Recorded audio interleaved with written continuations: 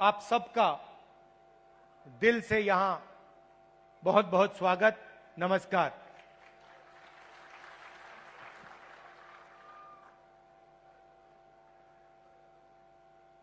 संदीप दीक्षित जो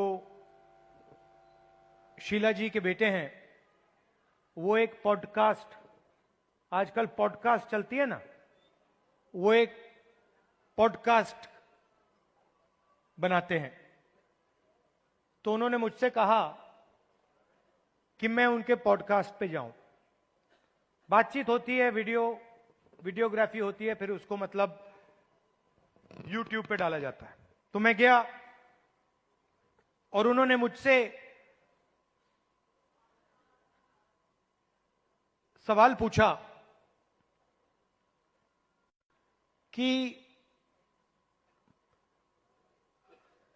आपके परदादा नेहरू जी क्या थे? प्रधानमंत्री थे, नेता थे, स्वतंत्रता के लिए लड़े थे। आपके मुताबिक आपके परदादा क्या थे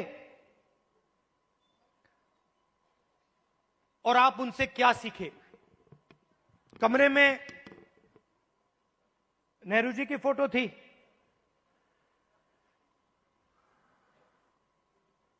एक तरफ गांधी जी की पेंटिंग थी, और मैंने सोचना शुरू किया कि मेरे जो परदादा नेहरू जी थे वो असलियत में क्या थे। और दोनों फोटो को मैं देख रहा था और मेरे दिमाग में बात आई कि ये दोनों जो लोग थे, जवाहरलाल नेहरू और महात्मा गांधी, ये दोनों सच्चाई से मोहब्बत करते थे।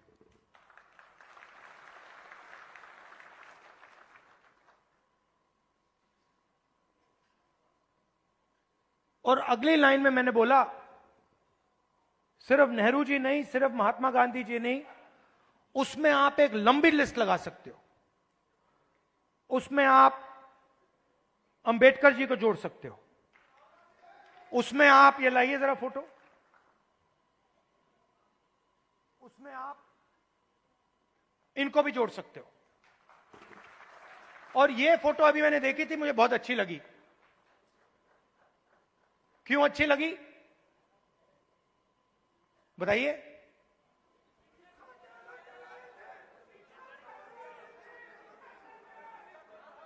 क्योंकि जो इनकी पत्नी है और इनके बीच में समानता है, रिस्पेक्ट है। ये देखकर ये पता लग रहा है कि रिस्पेक्ट है। तो ये सब लोग, और आप हजारों साल पहले शुरू कर सकते हैं।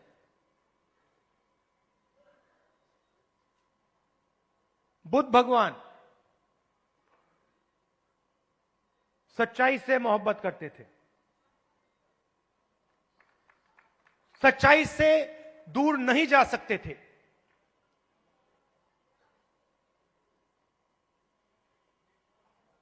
गुरु नानक, कबीर, बसवना, नारायण गुरु, लिस्ट है।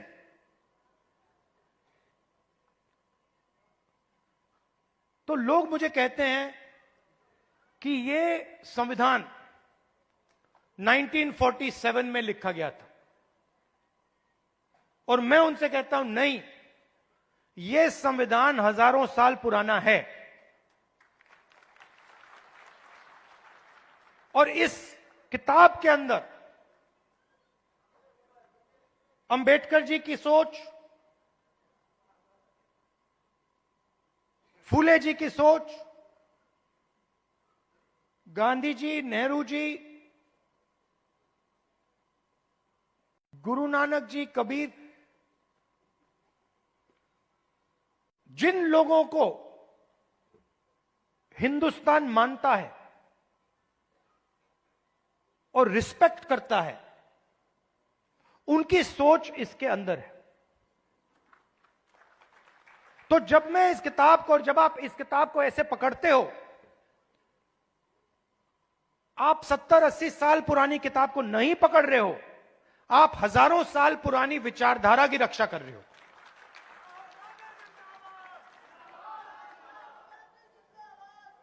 और अगर हम सच्चाई की बात करें तो क्या इसमें सावरकर जी की विचारधारा है? हो ही नहीं सकती, क्योंकि वो सच्चाई का सामना नहीं कर पाए। अब ये बात किसी को अच्छी लगे ना लगे, ये सच्चाई है, तो मुझे ये बोलनी ही पड़ेगी। तो कॉन्स्टिट्यूशन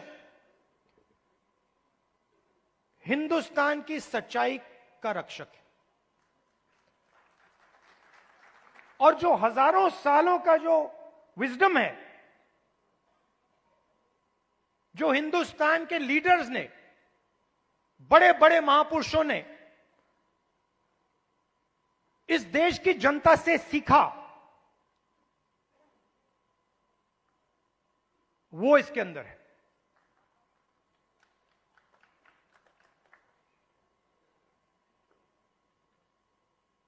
अंबेडकर जी ने दलितों की लड़ाई लड़ी, दलितों के लिए लड़ाई लड़े। सिखाया किसने? सिखाया देश के दलितों ने। जो देश के दलितों के अंदर दर्द था, उस दर्द को अंबेडकर जी समझे, उस दुख को अंबेडकर जी समझे, उस सच्चाई को अंबेडकर जी समझे, और उस सच्चाई के लिए अंबेडकर जी लड़े। इसीलिए महात्मा गांधी की autobiography my experiments with truth, Mahatma Gandhi की autobiography my experiment with lies नहीं थी, जो शायद मोदी जी लिख पाएंगे। तो सच्चाई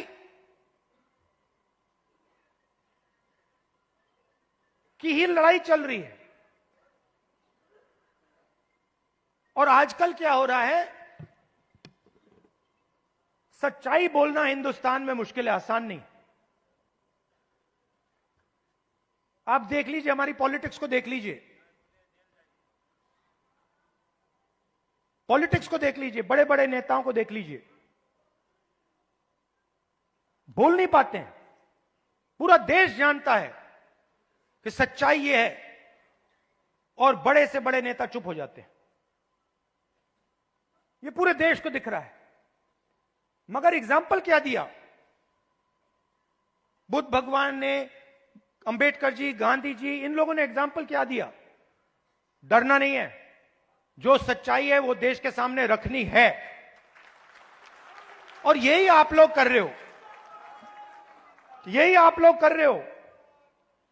आप लोग डरते नहीं हो, आप लोगों को दबाया नहीं जा सकता है। आपके अंदर, खून के अंदर, फूले जी, अंबेडकर जी, गांधी जी, ये सब आपके खून के अंदर हैं, और इनकी विचारधारा आपके खून के अंदर है, मेरे खून के अंदर है, और इसको कोई नहीं मिटाने जा रहा है, कोई मिटा ही नहीं सकता। मैं आपको आज 2-3 चीजें कहना चाहता हूं, मगर मेरी माइंड में एक सवाल है। तो सबसे पहले मैं आपसे सवाल पूछना चाहता हूं, देखना चाहता हूं, आप में से, आपने देखा होगा अमेरिका के राष्ट्रपति ने स्टॉक मार्केट की धज्जियां उड़ा दी हैं, देखा होगा? देखा ना? अच्छा, आप मुझे बताइए, आप में से, इस भीड़ में से कितने लोग स्टॉक मार्केट में पैसा डालते हैं? हाथ उठा के दिखाइए। अब ये देखिए, घूम के देखिए, यहां पे 1% से कम लोग स्टॉक मार्केट में पैसा डालते हैं। 1% से कम। अगर यहां 100 लोग हैं तो एक हाथ उठ रहा है। तो ये स्टॉक मार्केट आपका औजार नहीं है। इसमें अनलिमिटेड पैसे बने, मगर इसका फायदा आपको नहीं मिला।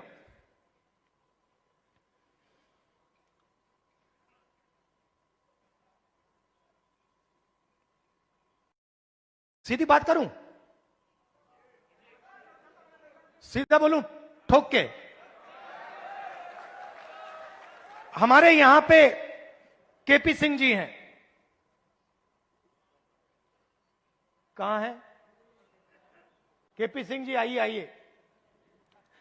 केपी सिंह जी, अब गलत मत मानना जो मैं कहने जा रहा हूं। देखिए, केपी सिंह जी ने कहा, बैठिए बैठिए, आइए। केपी सिंह जी ने कहा कि मैं ऑर्थोपीडिक सर्जन हूं। कहा ना आपने? कहा। कुछ दिन पहले पार्लियामेंट हाउस में डेलीगेशन आया, वहां पे ऐसे ही एक व्यक्ति ने मुझे कहा, मैं आईआईटी का प्रोफेसर हूं। और मैंने उससे यही कहा कि देखिए, मैं कुछ कहना चाहता हूं मगर शायद आपको अच्छा ना लगे, इजाजत है? उन्होंने कहा हां, कह दीजिए। और वही मैं आपसे इजाजत लेना चाहता हूं। इजाजत है? देखिए,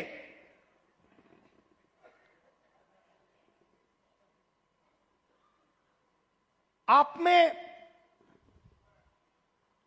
ऑर्थोपीडिक सर्जन की स्किल है, ऑर्थोपीडिक सर्जन की नॉलेज है, ज्ञान है। जो ऑर्थोपीडिक सर्जन होता है वो आप में सब कुछ है, मगर आप ऑर्थोपीडिक सर्जन नहीं हो। क्यों? क्योंकि पूरा का पूरा सिस्टम आपके खिलाफ काम करता है। आप सोचते हो कि आप ऑर्थोपीडिक सर्जन हो, मगर आप अस्पताल को कभी नहीं चला पाओगे। आपको चलाने नहीं दिया जाएगा, कभी नहीं चलाने दिया जाएगा। और अगर आप में क्षमता चलाने की हो तो आपको फाइनेंस नहीं मिलेगा, पैसा नहीं मिलेगा, बैंक लोन नहीं मिलेगा। और अगर आपने बैंक लोन ले लिया और आपने अस्पताल भी शुरू कर दिया, तब ब्यूरोक्रेसी आपको रोकने की कोशिश करेगी।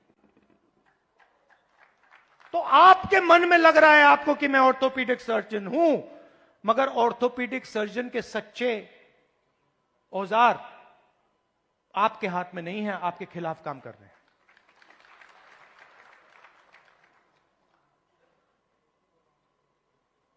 डेलीगेशन में दलित प्रोफेसर ने मुझे कहा कि मैं आईआईटी प्रोफेसर हूं। मैंने उनसे कहा नहीं भैया, आईआईटी प्रोफेसर की पूरी क्वालिफिकेशन आप में है, मगर सिस्टम आपको सच्चा आईआईटी प्रोफेसर नहीं बनने देगा।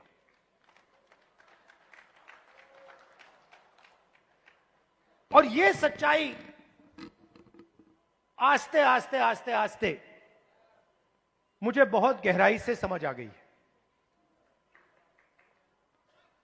इस देश में अगर आप दलित हो,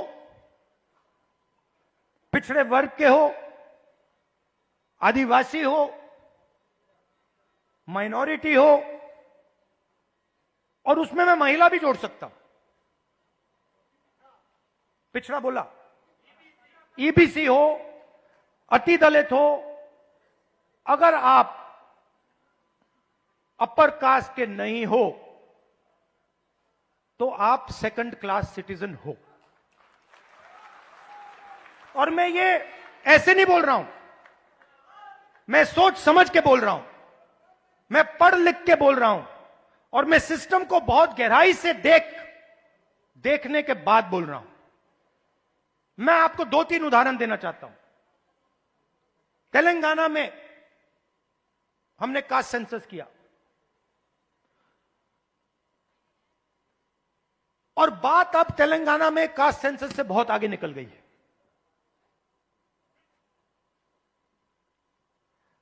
तेलंगाना में हम आपको ऐसा इंफॉर्मेशन दे सकते हैं, सामाजिक इंफॉर्मेशन, कि आप अपने सपने में भी नहीं देख पाओगे। वो कैपेबिलिटी अब तेलंगाना की सरकार के हाथ में है। मैं आपको आज स्टेज से बता सकता हूं कि अगर आप तेलंगाना में देखें और उन लोगों की लिस्ट निकालें जिन्होंने बैंक लोन लिया है, सरकारी बैंक लोन, सरकारी बैंक से लोन या प्राइवेट बैंक से लोन, उस लिस्ट में आपको ना एक ओबीसी मिलेगा, ना एक ईबीसी मिलेगा, ना एक दलित मिलेगा, ना एक आदिवासी मिलेगा। तेलंगाना की सबसे बड़ी कंपनियों की आप लिस्ट निकालिए, उनके मालिकों की लिस्ट निकालिए, उनकी सीईओज की लिस्ट निकालिए। यह सब हम तेलंगाना में अब कर सकते हैं। उनकी मैनेजमेंट टीम की लिस्ट निकालिए, आप हैरान हो जाओगे। मैनेजमेंट में, सीईओ की लिस्ट में, मालिकों की लिस्ट में आपको ईबीसी, ओबीसी, दलित, अति दलित, आदिवासी कहीं नहीं मिलेंगे, है ही नहीं। मैं आपसे नहीं कह रहा हूं कि 5% हैं, मैं आपसे नहीं कह रहा हूं कि 5% हैं, 0 है, 0 है ही नहीं। और आप दूसरे तरफ मजदूरों की लिस्ट निकालो, जो 21वीं सदी के नए मजदूर बने, गिग वर्कर्स, जो उबर चलाते हैं, जो 21वीं सदी की मजदूरी करते हैं, उनकी लिस्ट निकालो। 90% से ज्यादा, 95% दलित, पिछड़ा वर्ग, ईबीसी, आदिवासी, डोमेस्टिक सर्वेंट्स की लिस्ट निकालो। दलित, ओबीसी, ईबीसी, आदिवासी, अति दलित।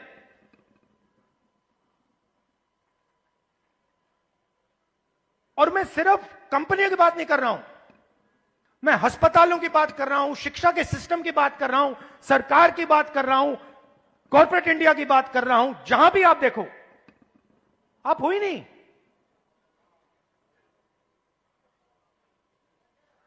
और तेलंगाना में अब वो पूरा का पूरा डेटा हमारे हाथ में है, जो नरेंद्र मोदी जी आपके हाथ नहीं डालना चाहता है। इसीलिए आपने देखा कि जैसे ही हमें वो डेटा दिखा, हमने रिजर्वेशन को बढ़ा दिया।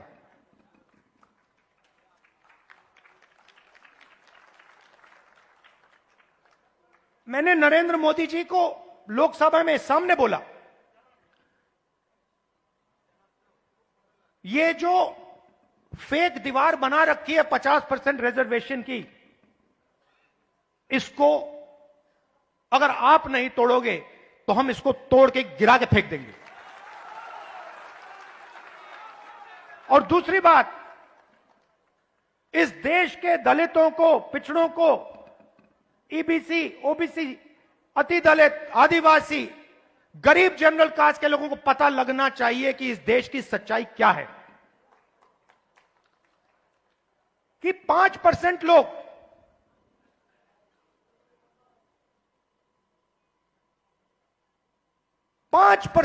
इस पूरे के पूरे देश को चला रहे हैं।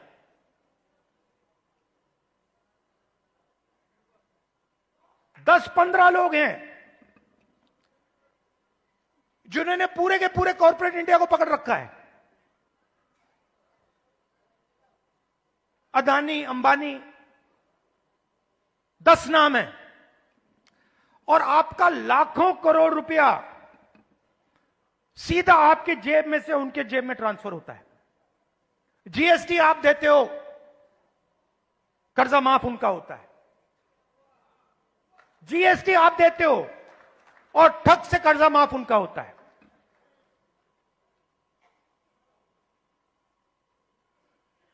आप स्कूटर में पेट्रोल भरते हो, पैसा उनके जेब में जाता है।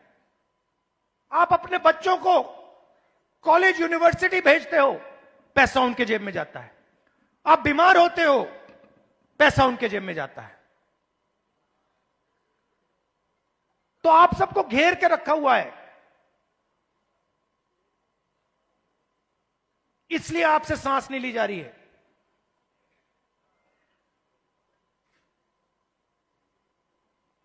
क्योंकि पूरे सिस्टम ने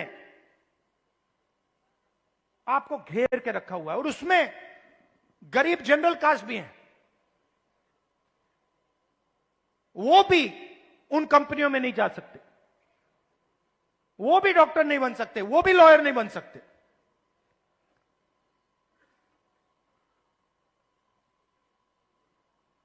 मैं छोटा सा उदाहरण देता हूं आपको। सुल्तानपुर में मैं गया, वहां पे चेतराम मोची जी हैं। पता नहीं आपने वीडियो देखा नहीं देखा? देखा था? तो मेरी दोस्ती हो गई उनसे। मैंने गाड़ी रोक दी, मैं वहां जाके बैठ गया। मैं आपको बताना चाह रहा हूं कैसे फंसाया गया है, किस प्रकार से फंसा के रखा हुआ है। मैं गया, 40 मिनट में उनके साथ बैठा। मैंने देखा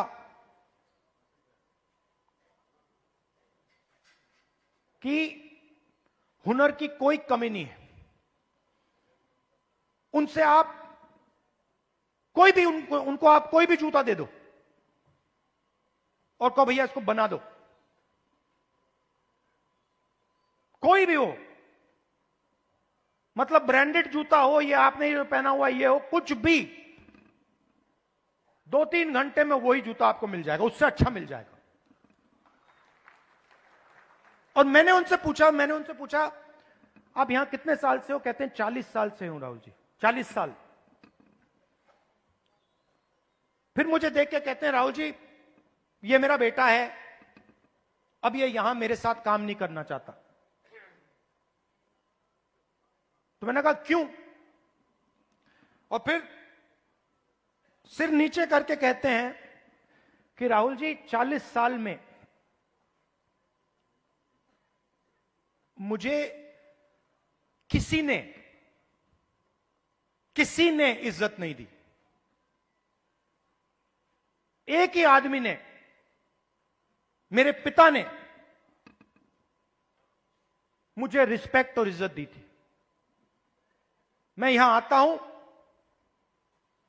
सुबह आता हूं, दिन भर काम करता हूं, घर चला जाता हूं। 40 साल में मुझे एक व्यक्ति ने इज्जत नहीं दी। अकेले काम कर रहे थे। बेटा कह रहा था मुझे नहीं करना काम, मैं जा रहा हूं, मैं नौकरी करूंगा। मैंने उनसे पूछा, मैंने कहा एक बात बताइए, अगर आप अपने काम को थोड़ा इंप्रूव करना चाहते हो तो आप क्या कदम लोगे? एकदम उन्होंने मुझे बोला कि देखिए राहुल जी, मैंने एक मशीन है, मैंने उसकी फोटो देखी थी, अगर वो मशीन मुझे मिल जाए तो मेरा काम डबल हो जाएगा ऐसे ही। तो हमने क्या किया, बहुत महंगी मशीन नहीं थी, हमने किसी राजनेता से वो मशीन डोनेट करा दी और उनको हमने मशीन दे दी। नहीं अभी ताली मत बजाइए, अभी ठहर जाइए, ताली बजाने की बात अभी आ रही है। 3 महीने बाद मुझे फोन आता है,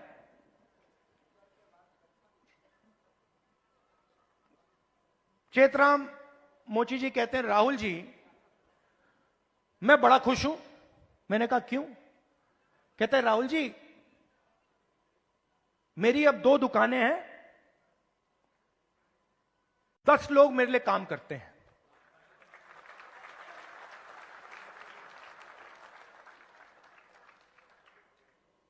दस लोग मेरे लिए काम करते हैं, मेरी 2 दुकानें हो गई हैं। मुझे लग रहा है इस मशीन से कि मैं 4-5 दुकानें खोल पाऊंगा। अब चेतराम मोची ने मुझे एक और बात बोली। जब मैं उनके साथ बैठा था, मुझे बोला, राहुल जी,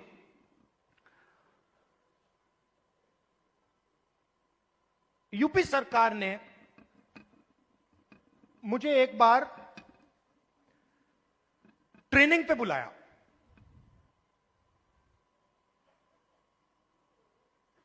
उनकी योजना थी, ट्रेनिंग पे बुलाया। तो मैंने उनसे कहा क्या सीखे?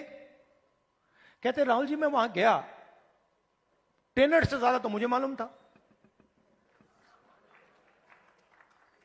वो ट्रेनर को मतलब वो तो ट्रेनर मोची ही नहीं था, उसको तो कुछ मालूम ही नहीं था। मैंने कुछ टाइम उसको समझाने की कोशिश की, मगर फिर वो समझा नहीं तो वापस आ गया। अब आप देखिए, हुनर किसके हाथ में है? चेतराम जी के हाथ में। ट्रेनिंग कौन दे रहा है?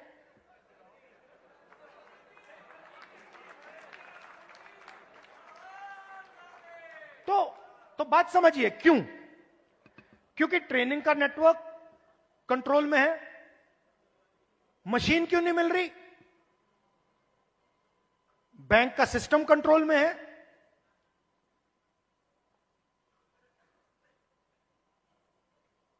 ट्रेनिंग क्यों नहीं हो रही?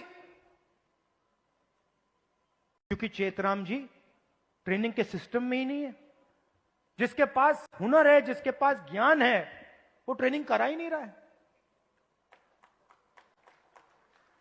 तो मैंने क्या किया? इससे मैंने क्या सीखा? मैंने तेलंगाना के चीफ मिनिस्टर को चिट्ठी लिखी और मैंने उनको सुझाव दिया। मैंने कहा कि देखिए, ये पता लगाइए ये आप कर सकते हैं या नहीं। आईटीआई के सिस्टम में क्या होता है? ट्रेनिंग होती है, बढ़ई की ट्रेनिंग होती है, प्लम्बर की ट्रेनिंग होती है, मोची की ट्रेनिंग होती है, कुम्हार की ट्रेनिंग होती है, ये सब ट्रेनिंग होती है। तेलंगाना में मैंने चीफ मिनिस्टर को सुझाव दिया कि आप ऐसे कीजिए, आप सर्टिफिकेशन सेंटर बनाइए। तेलंगाना में लाखों मोची हैं, नेटवर्क है मोची का, उस नेटवर्क के अंदर हुनर है, कैपेबिलिटी है। मैंने चीफ मिनिस्टर से कहा कि ट्रेनिंग इनसे करवाइए। तो हजारों मोची, जो गुरु शिष्य की परंपरा है हिंदुस्तान में, हजारों मोची ट्रेनिंग कराएंगे। सर्टिफिकेशन सरकार करेगी, और जब एक मोची ट्रेनिंग करेगा और उसका शिष्य सर्टिफिकेशन पाएगा, तो मोची के बैंक अकाउंट में सीधा सरकार पैसा डालेगी। तो मेरा कहना है, सवाल पूछता हूं आपसे, बढ़इयों के लिए हिंदुस्तान में बैंक क्यों नहीं है? मोचियों के लिए हिंदुस्तान में बैंक क्यों नहीं है? बढ़इयों का अपना ट्रेनिंग सेंटर क्यों नहीं है? हुनर तो उनके पास है। तो जाति जनगणना जो हमने तेलंगाना में किया है, वो विकास के सिस्टम को ही बदलने जा रहा है। क्योंकि हम 21वीं सदी में जी रहे हैं।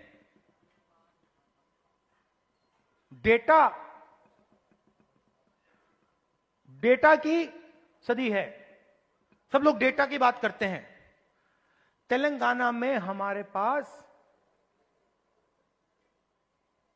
जाति का पूरा डेटा हमारे हाथों में है, और इस डेटा के साथ हम तेलंगाना की पूरी राजनीति को बदल सकते हैं।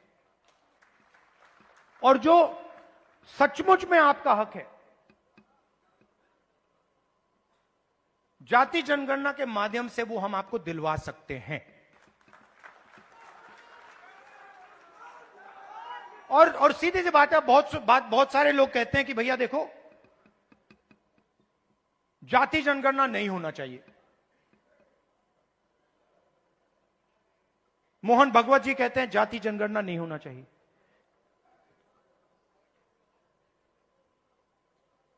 अगर आपको चोट लगती है,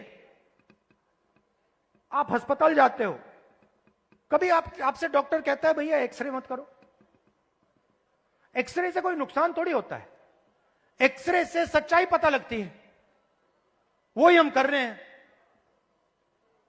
एक प्रकार से हम सामाजिक एक्सरे कर रहे हैं कि भैया सच्चाई क्या है, किसके पास कितना धन है, कौन कहां बैठा है, ब्यूरोक्रेसी में कितने लोग हैं, गरीब लोग कितने घुस पा रहे हैं, कौन सी जात के लोग कहां घुस रहे हैं, कहां जा रहे हैं, किन लोगों को कैसे रोका जा रहा है, ये सब जाति जनगणना से मिल जाएगा। तो ये एक क्रांतिकारी कदम है, क्रांतिकारी कदम है। इसीलिए आरएसएस और बीजेपी इसको रोकना चाहते हैं, और इसको अब दुनिया की कोई शक्ति नहीं रोक सकती है। बिहार में कांग्रेस पार्टी का मैं आपको रोल बताता हूं। देखिए,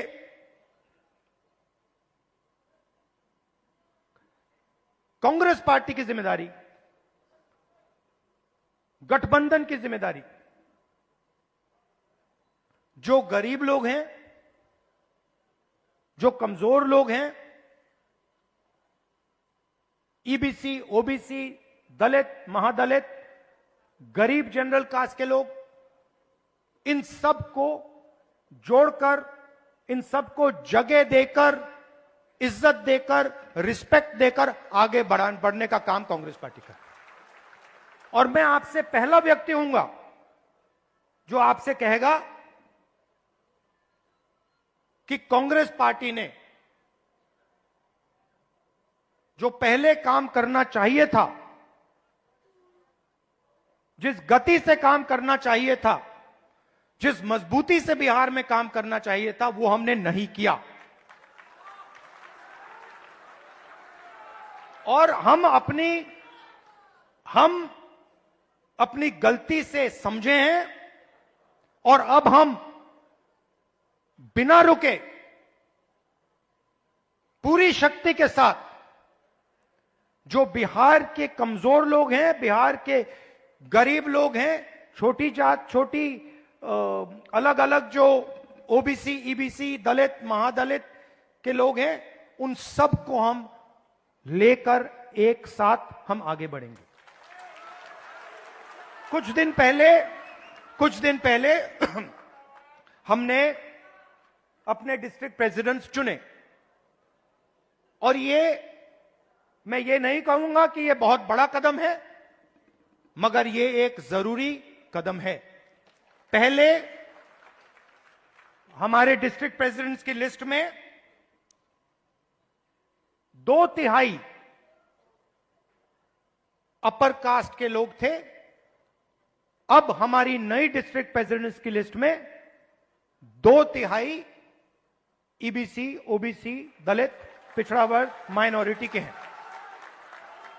और अगर आप हमारे वर्किंग प्रेसिडेंट्स को देखें तो यह बात और भी गहराई से हुई है। मैंने और खारगे जी ने बिहार की टीम को साफ बता दिया है कि आपका काम बिहार के गरीब जनता की रिप्रेजेंटेशन का काम है। आपका काम दलितों, ईबीसी, ओबीसी, गरीब जनरल कास्ट, महिलाओं को जगह देने का काम है और आपको यह काम बिना झिझके, बिना डरे यह काम पूरा करना है। हम राजनीति में आपके लिए दरवाजा खोलना चाहते हैं। आपके युवाओं को हम राजनीति में लाकर, आपको हम राजनीति में लाकर बिहार का चेहरा बदलना चाहते हैं।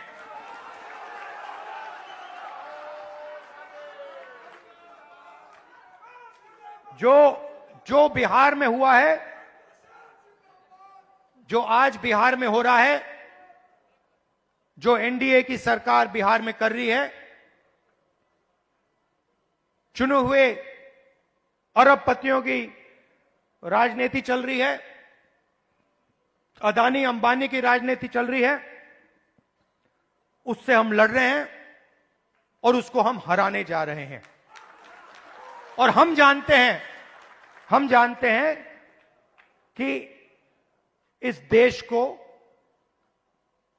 बिहार की जनता डायरेक्शन देती है। जब भी राजनीतिक बदलाव आता है, अंग्रेजों के खिलाफ राजनीतिक बदलाव आया, बिहार की जनता ने यह बदलाव लाने का काम किया था और हम समझते हैं कि बिहार की जनता फिर से यह काम करना चाह रही है और यह काम करेगी। और हम आपके साथ मिलकर, शामिल होकर यह काम करना चाहते हैं। सबसे जरूरी लक्ष्य कॉन्स्टिट्यूशन की रक्षा करना है। हमारी जो पुरानी विचारधारा है, बिल्कुल मतलब ऐसे, और जो इसके सामने आएगा, आपने देखा होगा पहले नरेंद्र मोदी, उनकी पार्टी कह रहे थे 400 पार, देखा आपने 400 पार। उसके बाद कांग्रेस पार्टी, इंडिया गठबंधन सामने खड़ा हुआ और फिर मोदी जी जब पार्लियामेंट आई, यूं किए कि मैं बदलूंगा नहीं इसको। तो कॉन्स्टिट्यूशन ने और आपने कॉन्स्टिट्यूशन को बचाने का काम किया। इसके लिए मैं आपको दिल से धन्यवाद करता हूं। और जहां भी देखिए, और जहां भी मेरी जरूरत होगी, बिहार के कोने कोने में, हिंदुस्तान के कोने कोने में आप मुझे बुलाओ, मैं हाजिर हो जाऊंगा। आपकी लड़ाई मेरी लड़ाई है।